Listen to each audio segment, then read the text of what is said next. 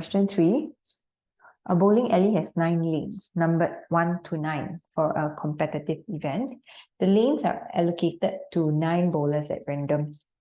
So each bowler will take 1 lane. Find the probability that a particular bowler will be assigned to a lane whose lane number is an odd number. Okay, so if you are that one bowler, right? So what are the chances that you'll get an odd numbered lane? So out of 9, how many odd numbers are there?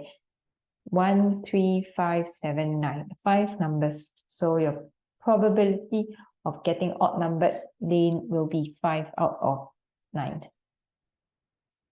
Then for B, you're going to get a lane greater than 5. Greater than 5, we don't count 5. So 6, 7, 8, 9. 4 out of 9. At least 5. So you include 5. We have 5, 6, 7, 8, 9. There are 5 numbers. So 5 out of 9.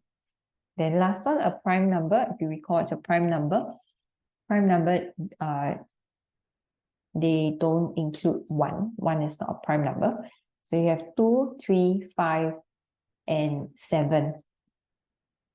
So 4 numbers, 4 out of 9.